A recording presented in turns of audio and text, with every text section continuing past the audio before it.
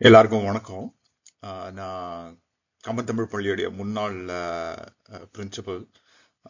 இந்த முறை வந்து பெற்றோர்களுக்கு வந்து ஒரு மீட்டிங் மாதிரி போட்டு நம்ம கேஃபிட்டீரியாலேயே எப்பவுமே பண்ற மாதிரி பண்ணலாமான்னு யோசிச்சதுல வந்து சில பேர் வராங்க, சில பேர் வர்றதில்ல.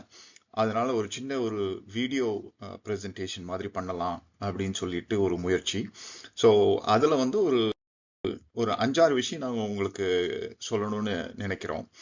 ஆம், நம்ம பள்ளி வந்து நான் ப்ராஃபிட், வாரத்துக்கு ஒரு 1.5 மணி நேரம் ஞாயிற்றுக்கிழமை வாலண்டியர் டீச்சர்ஸ் மூலமா உங்க குழந்தைகளுக்கு வந்து தமிழ் சொல்லிக் கொடுக்க படுறதுனால நீங்க வீட்டில் எவ்வளவு எவ்வளவு முயற்சி எடுக்கிறீங்களோ அவ்வளோக்கு உங்களுக்கு வந்து இந்த குழந்தைங்களுடைய தமிழ் ஆர்வமும் சரி, தமிழ் ஸ்கில்ஸ், நாலேஜ் அது ரெண்டுமே ரொம்ப ஜாஸ்தி ஆகும்.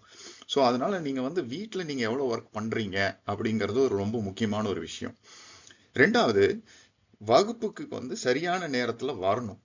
அதாவது வந்து வாரம் வாரம் வரணும், சரியான நேரத்துல வரணும், முழுக்க இருக்கணும். உங்களுடைய வீட்டு பாடத்தை சரியான நேரத்துல வீட்லயே பண்ணி முடிஞ்சதுன்னா ஒரு ஒரு நாளைக்கு ஒரு 5 நிமிஷமோ 10 நிமிஷமோ அந்த வீட்டு பாடத்தை பண்ணிட்டு கடைசியா நீங்க வந்து ஞாயிற்றுக்கிழமை அதை வந்து கரெக்டான நேரத்துல அதை சப்மிட் பண்ணணும். இது ரெண்டையுமே நீங்க பண்ணிட்டீங்கன்னு வச்சுக்கோங்களேன், அட்டண்டன்ஸ், கிளாஸுக்கு சரியான டயத்துக்கு வருது, ஹோம்ஒர்க் பண்றது, இது ரெண்டையும் சேர்த்து நீங்க வீட்டுல மூணாவதா ஒண்ணு பண்ணீங்கன்னா உங்க குழந்தைங்களுடைய தமிழ் நிச்சயமா இம்ப்ரூவ் ஆகும். நாங்க எல்லாருமே பாக்குறோம், எங்க குழந்தைகளுக்கும் பாக்குறோம், இந்த மூணு சேர்த்து பண்ணும்போது அது ஒர்க் ஆகுது. இதை தவிர நம்ம பள்ளியில வந்து லைப்ரரி இருக்கு, எல்லாருக்குமே தெரியும். ஸோ அதுல சில புத்தகங்கள்லாம் இருக்கு. இதை தவிர வந்து நாங்க என்ன பண்ணிருக்கிறோம், ஒரு ஒரு வகுப்புல இருந்தும் குழந்தைங்களுடைய ஹோம்ஒர்க் இல்ல டெஸ்ட் அதுல இருந்து பார்த்து என்னென்ன பேட்டர்ன்ஸ்ல வந்து அவங்க பிழைகள் பண்றாங்க அப்படின்னு பார்த்துட்டு ஒரு 4-5 ஐடியாஸ் வந்து உங்களுக்கு சொல்லணும்னு விருப்பப்படுறோம். ஸோ அதையும் சொல்றோம். அதே மாதிரி சில விளையாட்டுகள், அதாவது கேம்ஸ் கிளாஸ்லயும் பண்றாங்க, ஆன்லைன்லயும் வச்சிருக்கிறோம். ஸோ அதை நீங்க எடுத்து கண்டிப்பா வீட்டில் உங்க குழந்தைகளோட பயன்படுத்துங்க. இதனால நிச்சயமா அதுக்கு வந்து அவங்களுடைய தமிழ் இம்ப்ரூவ்மெண்ட் நிச்சயமாக. ஸோ அதாவது வந்து வகுப்புலையும் சரி, இது வந்து ஆசிரியர்களும் பண்றாங்க, நீங்க வீட்லயும் பெற்றோர்களும் இல்லை வந்து நிறைய டைம் வந்து பாட்டி தாத்தா எல்லாமும் ஹெல்ப் பண்றாங்க, அவங்களும் ஹெல்ப் பண்றாங்கன்னா இந்த ஒரு 4-5 விஷயத்த மட்டும் நல்லா மறக்காம பண்ணுங்க. அதாவது வந்து கரெக்ட் ப்ரொனன்சியேஷன் அப்படின்னு ஏன் போட்டிருக்கோம்னா, இப்ப நானே பேசும்போது பாத்தீங்கன்னா சில டைம் வந்து சரியான ப்ரொனன்சியேஷன்ல பேச மாட்டேன். வந்துட்டு இருக்கோம், போயிட்டு இருக்கோம் அப்படின்லாம் சொல்றோம். பரவாயில்ல, பேசும்போது பரவாயில்ல, ஆனா அவங்க எழுதும்போது வந்துட்டு இருக்கோம் போயிட்டு இருக்கோம் அப்படின்னு எழுத முடியாது. அதனால வந்து கொண்டிருக்கிறோம், போய் கொண்டிருக்கிறோம், போகிறோம், வருகிறோம் அப்படிங்கறத வந்து கொஞ்சம் கரெக்டா அவங்களுக்கு வந்து ப்ரொனவுன்ஸ் பண்ணி காமிச்சீங்கன்னா அதை கரெக்டா அவங்க எழுதிடுவாங்க. ஏன்னா நம்ம பிள்ளைகளுக்கு வந்து பாத்தீங்கன்னா ஆக்சுவலா வந்து தமிழ் எழுத்துக்கள் நல்ல டக்குன்னு புரிஞ்சிடும். வார்த்தைகள், அதாவது வந்து அவங்களுக்கு வந்து வொக்காபுலரி ரொம்ப பெருசா இல்லைன்னா கூட எழுத்து கரெக்டா தெரியும், அந்த எழுத்துக்கான ப்ரொனன்சியேஷன் நல்லா தெரியும். ஸோ அதனால நீங்க கரெக்டா நம்மளுடைய வார்த்தைகளை கரெக்டா ப்ரொனவுன்ஸ் பண்ணி அதுக்கு என்ன அர்த்தம்னு சொல்லிட்டீங்கன்னா அவனுக்கு கரெக்டா பண்ணுவாங்க. அதே மாதிரி வந்து கரெக்ட் ரைட்டிங், இருக்கிற வார்த்தைகளை வச்சு கரெக்டா, அதாவது வந்து ஒரு இன்னைக்கு போனோம், நாளைக்கு போறோம், அவர் எங்க வீட்டுக்கு வந்தார், நாங்க அப்பா அம்மா எல்லாரும் வெளியே போய் சாப்பிட்டோம் அப்படின்னு சின்ன சின்ன சென்டென்ஸ் ஃபார்ம் பண்ணா கூட பரவாயில்ல. ஆனா அதுல கரெக்டான பிழைகள் இல்லாம சரியான ப்ரொனன்சியேஷனோட எழுதுறாங்களா அப்படின்னு பாருங்க. அதே மாதிரி பேசிக் வேர்ட்ஸ், அதாவது ரொம்ப பெரிய வந்து டிஃபிகல்ட்டான வேர்ட்ஸ் எல்லாம் நீங்க உங்களுக்கு சொல்லிக் கொடுக்கலனாலும் பரவாயில்ல, சின்னமா வீட்டுல வந்து நம்ம பேசுற வார்த்தைகளையே ஒழுங்கா எழுதி பேசி பயன்படுத்துறதுக்கு கண்டிப்பா பண்ணுங்க. அந்த காம்ப்ளெக்ஸ் சென்டென்ஸ் கன்ஸ்ட்ரக்ஷன் கொஞ்சம் கொஞ்சமா கொஞ்சம் கொஞ்சமா பெரிய கிளாஸுக்கு போக போக தானாவே வந்துடும். அதே மாதிரி ஒரு ஒரு வாரமும் ஒரு 3 புது வார்த்தைகள், அதாவது நடைமுறையில பயன்படுத்துற வார்த்தைகளை அவங்களுக்கு கொஞ்சம் கொஞ்சமா கொஞ்சம் கொஞ்சமா வீட்டுல இன்ட்ரடியூஸ் பண்ணுங்க. அது உங்களுக்கு வகுப்புலயே உங்க பாட புத்தகத்திலேயே vocabulary words இருக்கு. இதை தவிர நாங்களும் ஸ்கூல் மூலமா வந்து நடைமுறையில பயன்படுத்துற நிறைய வார்த்தைகளை உங்களுக்கு இன்ட்ரடியூஸ் பண்ணிருக்கிறோம். ஸோ அதையும் உங்களுக்கு இன்ட்ரடியூஸ் பண்ணுங்க. ஏற்கனவே நான் சொன்ன மாதிரி நம்ம பள்ளியில இருக்கிற குழந்தைகளுடைய ஹோம்ஒர்க் எக்ஸாம்ல இருந்து பார்க்கும்போது சில பிழைகள் ரொம்ப சாதாரணமான பிழைகள், திரும்ப திரும்ப இதே பிழைகள் தான் வருது. அதனால இந்த பிழைகளை நீங்க வீட்டுல அவங்க ஹோம்ஒர்க் புக்ல பாருங்க, இல்ல எக்ஸாம் பேப்பர் திரும்பி வந்துச்சுன்னா பாருங்க, இல்ல அவங்களே வீட்டுல பேசும்போது இந்த மாதிரி பண்றாங்களா பாருங்க. இந்த ல, ல, ர, இது 3 வந்து சரியான ப்ரொனன்சியேஷன், அதாவது வாயிலிருந்து நம்ம எப்படி பேசுறோம் சொல்றோம் அப்படிங்கறத பொறுத்து அவங்க கரெக்டா எழுதிடுவாங்க. பாருங்க, கால் பந்து அப்படின்னு நீங்க ஆக்சுவலா அவங்களுக்கு வந்து கால் பந்து அப்படின்னு நீங்க பேசி காமிச்சீங்கனாலே அவங்களுக்கு தெரிஞ்சிடும் அது தப்புன்னு. கால்பந்துங்கிறது அவங்களுக்கு நல்லா தெரியும். ஆனா அவங்க எழுதும் போது கால்பந்துன்னு தெரியாம ஏன் எழுதிடுறாங்கன்னா யோசிக்கிறது இல்ல. அதனால அவங்களுக்கு வந்து அந்த காதுல கேட்க வைங்க. அதே மாதிரி அல்லது அப்படின்னு இருக்கு பாருங்க இங்க. அதே மாதிரி வந்து எல்லோரும் அப்படின்னு இருக்குது, சொல்வது அப்படின்னு இருக்கு. அதே இந்த குழந்தை பாருங்க, தகவல் அப்படிங்கிற வார்த்தையை வந்து லா போட்டு கரெக்டா எழுதியிருக்காங்க. ஆனா சொல்வது அப்படிங்கிறது வந்து சொல்வது அப்படின்னு எழுதியிருக்காங்க.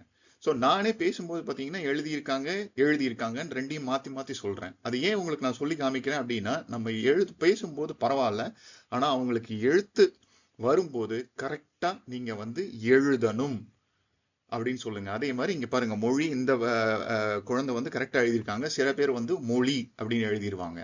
அதை கண்டிப்பா நம்ம வந்து திருத்தணும். அதுவும் ழா வந்து ரொம்ப ஒரு முக்கியமான ஒரு தமிழ் எழுத்து. அதை வந்து நிச்சயமா பேசும்போது நம்ம மாத்தி மாத்தி பேசினாலும் பரவாயில்ல, அவங்களுக்கு புரிய வைங்க. நம்ம பேசும்போது இப்படி பேசுவோம், ஆனா எழுதும்போது கரெக்டா அதை தமிழ்ல ழ அப்படின்னு எழுதணும். வழியில் அப்படின்னு தாராளமா பேசலாம், தப்பு கிடையாது. நான் அதை தப்புன்னு சொல்லவே மாட்டேன். ஆனா எழுதும்போது வழியில்னு எழுதக்கூடாது, வழியில்னு எழுதணும்னு சொல்லுங்க. நம்ம குழந்தைங்கள்லாம் பயங்கர புத்திசாலி, இது கண்டிப்பா புரிஞ்சுக்குவாங்க. இது இங்கிலீஷ்லயும் அவங்க வீட்டுல பேசுறது வேற, வெளியில பசங்களோட இங்கிலீஷ்ல வந்து கொலோக்கியல் இங்கிலீஷ்ல அவங்க பேசுறது வேற. வாட்ஸ்அப் ப்ரோ அப்படின்னு பேசிக்குவானுங்க ஒருத்தர். ஆனா எழுதும்போது வாட்ஸ்அப் ப்ரோன்னு எழுத மாட்டானுங்க, அவங்களுக்கு தெரியும். அதனால அதை நீங்க கண்டிப்பா அது தமிழ்லயே அது பண்ண முடியும் அப்படிங்கறது அவங்களுக்கு சொல்லி கொடுங்க. அடுத்த பிழை ரொம்ப காமனா வருது வந்து இந்த இன்னு இன்னு இந்த இங்கு.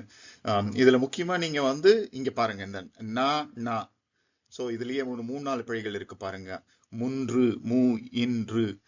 அதுல இங்க அழகா எழுதியிருக்காங்க பாருங்க. இந்த தானால வர இந்த நா வந்து இந்த சவுண்ட்ல வரும். சோ அதை அவங்களுக்கு கரெக்டா சொல்லி கொடுங்க. அந்த இந்த சவுண்டு வந்தா மொத்தம் தான் இந்த தா நாள வரதும். முடிஞ்ச வரைக்கும் வந்து இந்த நா வந்து தாக்கு முன்னாடி தான் வரும். அதே மாதிரி நீ மூணு வந்து நாக்கு எப்படி சொல்றோம் அப்படிங்கறத பொறுத்து இருக்கு அப்படிங்கறத அவங்களுக்கு கண்டிப்பா அவங்களுக்கு சொல்லி காமிங்க. இப்ப இந்த பாருங்க, வந்தார்கள் அப்படிங்கிறது வந்து இந்த அப்படிங்கிற சவுண்டு வர்றதுனால அந்த வந்தார்கள் அப்படிங்கிறது. அதே மாதிரி தந்தார் அப்படிங்கிறது இந்த சவுண்டு. அதே மாதிரி இங்கு வந்து இங்கள் நான்கள் அப்படிங்கிறது கிடையாது. சோ இது அவங்களுக்கு கண்டிப்பா வீட்டுல ஒரு சின்ன சின்ன எழுத்துக்களை காமிச்சு ஒரு 2 டைம் 1 டைம் 3 டைம் சொல்லி கொடுத்தீங்கன்னா நிச்சயமா அவங்க வந்து அதை பிடிச்சுக்குவாங்க. அதே மாதிரி பிழை இருக்கிற வார்த்தைகளை அவங்களுக்கு சில டைம் காமிச்சிட்டு அவங்கள படிக்க சொல்லிட்டு அது சரியா தப்பான்னு கேட்டா நான் வந்து நிச்சயமா சொல்றேன், நிறைய குழந்தைங்க வந்து பிழையை கண்டிப்பா கண்டுபிடிச்சிருவாங்க. அவங்க எழுதும் போது அவங்களுக்கு வந்து பிழையை எழுதுறோம்னு தெரியாத, நான் பார்க்கும்போது கண்டுபிடிச்சிருவாங்க. சோ அதனால வந்து வகுப்புல சில விளையாட்டுகள் பண்றாங்க, வீட்லயும் நீங்க இந்த விளையாட்டுகளை கண்டிப்பா பண்ணலாம். இது வந்து இந்த கார்ட்ஸ் வந்து நம்ம ஸ்கூல் மூலமா நம்மளுடைய கேமிங் குரூப் வந்து இந்த கார்ட்ஸ் வச்சிருக்காங்க. முடிஞ்சதுன்னா இந்த கார்ட்ஸ் என்னன்னு பார்த்துட்டு இந்த மாதிரி கார்ட்ஸ் நீங்க வீட்டுல போய் யூஸ் பண்ணுங்க. இந்த கார்ட்ஸ் கிளாஸ்ல யூஸ் பண்றாங்க. இதுல பாத்தீங்கன்னா 2-3 வந்து ரொம்ப அழகா இருக்கு பாருங்க. இங்க பாருங்க, அளவு அளவு. புரிஞ்சுதுன்னா நீங்க வந்து அளவுன்னு அவங்களுக்கு எழுதி காமிங்க, இல்ல சொல்லி பாருங்க. சரளமா பேசும்போது அளவுன்னு சொல்லிட்டு போயிட்டோம்னா அவங்களுக்கு தெரிஞ்சிடும். ஆனா தனியா நிறுத்தி அளவு அப்படின்னு சொன்னீங்கன்னா அவங்களுக்கு புரியாது, அளவுன்னு சொன்னீங்கன்னா அவங்களுக்கு புரியும். சோ அதனால அதை நீங்க நிறுத்தி நிதானமா அவங்களுக்கு சொல்லி இந்த விளையாட்டுகளை வீட்லயும் பண்ணுங்க. அண்ட் தென் இந்த வருடம் வந்து ஒரு புதுசான ஒரு முயற்சி பண்ணியிருக்கிறோம். அதாவது வந்து ஒளியும் ஒலியும் அப்படின்னு சொல்லி ஒரு ப்ரொனன்சியேஷன் கேம் இன்ட்ரோடியூஸ் பண்ணியிருக்கிறோம். அதுக்கு வந்து star of the month or stars of the month அப்படிங்கிற ஒரு கேம் இது நம்ம பள்ளியுடைய வெப்சைட்ல இருக்குது. இந்த லிங்கை நீங்க கிளிக் பண்ணீங்கன்னா அந்த வெப்சைட்டுக்கு போகலாம். கிரேட்ஸ் 3 to 8 ஆர் எந்த வகுப்புல இருந்து வேணாலும் பண்ணலாம். ஒரு 15 வேர்ட்ஸ் சரியா வாயில ப்ரொனவுன்ஸ் பண்ணி அதை கரெக்டா நீங்க வந்து அப்லோட் பண்ணீங்கன்னா அதை வந்து ஜட்ஜ் பண்ணி ஸ்டார்ஸ் ஆஃப் த மந்த். இது வந்து நம்ம குழந்தைகளுக்கு வந்து ஒரு எக்ஸ்ட்ரா ஒரு இன்சென்டிவ். சரி, ஓகே, நமக்கு ஒரு விளையாட்டு பண்ணுவோம், அது மூலமா வந்து நம்ம 4 பேர்கிட்ட சொல்லுவோம், நான் பாரு எப்படி தமிழ் நல்லா கத்துக்கிறேன்னு. அதே மாதிரி வந்து மற்ற குழந்தைகள் அதை கேட்டுட்டு அதுல இருந்து காதல கேட்கும் போது ஒளியும் ஒலியும் அப்படின்னு அது வேணும்னு தான் அது பேர் அப்படி வச்சிருக்கிறோம். ஏன்னா அது ஒலியும் ஒலியும்னு நம்ம சொல்லக்கூடாது, அது ஒளியும் ஒலியும் அப்படின்னு சொல்லணும் அப்படிங்கிறது அந்த விளையாட்டுடைய நோக்கம். இந்த விளையாட்டும் முடிஞ்ச வரைக்கும் எல்லாருடைய குழந்தைகளுக்கும் நீங்க வந்து சொல்லி விளையாடுவீங்க.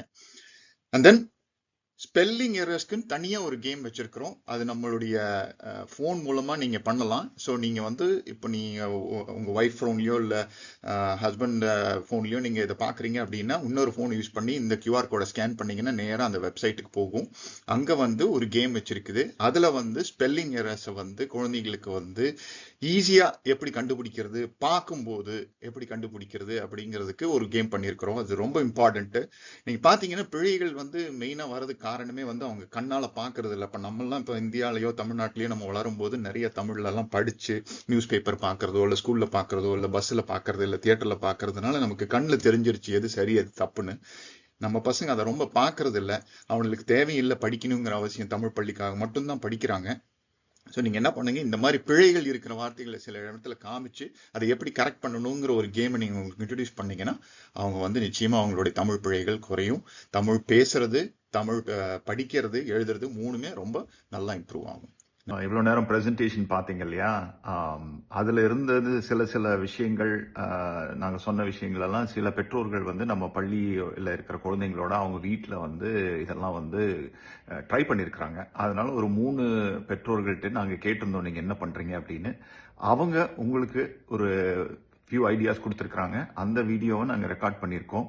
அது அவங்க சொல்கிறத வந்து நீங்கள் கொஞ்சம் கேட்டுட்டு அவங்க வீட்டில் அவங்க குழந்தைங்களோட என்ன முயற்சி பண்ணியிருக்காங்க அப்படின்றத உங்கள் வீட்டில் உங்கள் குழந்தைங்களோட பண்ண முடியுமான்னு பாருங்க. அதனால உங்கள் குழந்தைகளுக்கும் உங்களுக்கும் நல்ல பலன் இருக்கும்னு எதிர்பார்க்குறோம். நன்றி.